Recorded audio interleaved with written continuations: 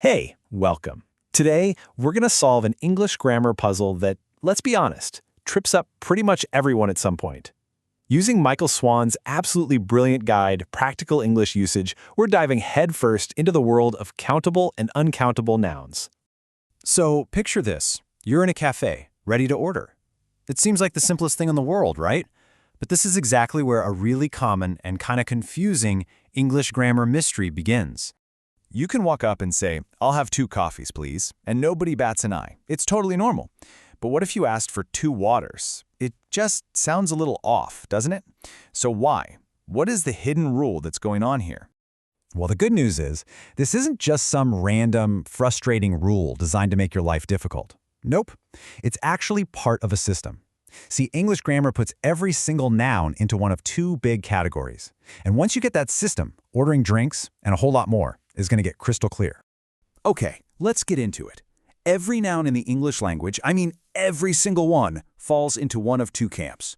Understanding this big divide is, seriously, the first step to mastering how to talk about, well, pretty much anything. First up, we've got the easy ones. Countable nouns. These are exactly what they sound like. They're names for separate individual things that you can, actually count. 1 cat, 2 cats, 1 pen, 3 pens, an idea, a few ideas. Simple, right? If you can stick a number in front of it and it still makes sense, it's probably countable. And on the other side of the divide, we have uncountable nouns. You might also hear these called mass nouns. These are the names for stuff we don't really see as separate items. We're talking about materials like wool, liquids like water, or abstract ideas like weather.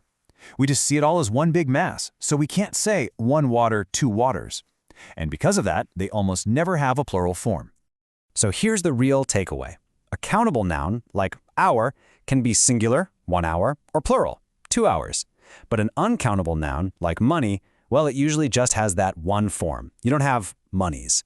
This is the fundamental difference that decides all the other grammar words we have to use with them. So knowing the difference is one thing. That's step 1. But the real power comes when you start applying the rules. It all boils down to picking the right words to go with the right kind of noun.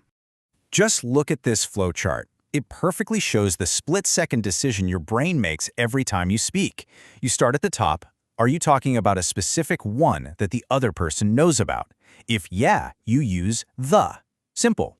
But if the answer's no, the path splits. For a single countable noun, you use a or n. For a plural noun or an uncountable noun, you use nothing. No article at all.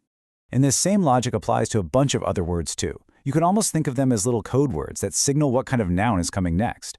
That's why we ask how many hours do you have, because hour is countable. But how much money do you have, since money is uncountable? You have a few problems, but a little trouble. See the pattern? But wait, what if you really need to count something that's supposed to be uncountable? Well, English has this really clever little workaround. Let's take the word advice. It's uncountable. You can't have 3 advices, but you can make it countable by packaging it up with what Michael Swan calls a piece word. And this is how we can kind of hack the system. It's really cool. You take an uncountable noun like bread, then you add a piece word in front of it, like a loaf of, and boom, just like that, it's countable. You can have 2 loaves of bread. It's like a little grammatical magic trick. Okay, so you've got the 2 main categories, and you know the piece word trick. You're feeling good. But here comes the plot twist. Some of the most common nouns in English can actually be both countable and uncountable. They can literally switch teams depending on how you use them. Check out the pattern here. Travel in general, uncountable. But a single, specific trip, that's a journey, countable. Life as a big, abstract concept is uncountable. But one person's specific experience, that's a hard life, countable. The material glass is uncountable. But the thing you drink out of, that's a glass. See? The uncountable form is the general substance or idea, and the countable one is a specific example of it. And this idea right here, the difference between the general stuff and a specific item, that is the key. That is the secret that finally solves our little puzzle from the cafe. So when we just talk about coffee, we're talking about the uncountable liquid, the substance. But when you order 2 coffees, you're using a really common shortcut. What you actually mean, and what everyone understands, is 2 countable items, 2 cups of coffee. You're not talking about the liquid in general anymore, you're talking about 2 specific servings of it.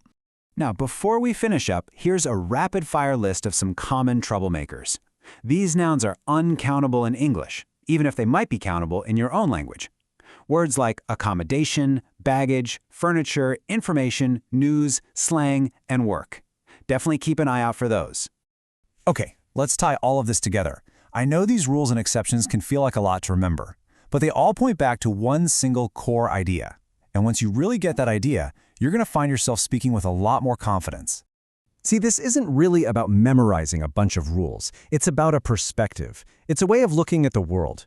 English grammar basically forces you to decide, am I talking about separate things I can count one by one, or am I talking about a general substance, a mass, an idea?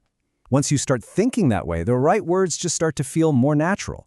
And this final example just brings it all home.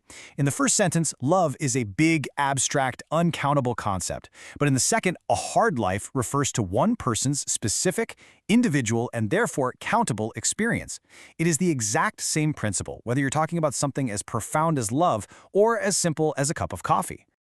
So in the end, this divide between what we can count and what we can't is a huge part of the English mindset. It literally shapes how the language describes the world around us. And that brings me to a final question for you. What's the absolute trickiest uncountable noun you've had to wrestle with in English?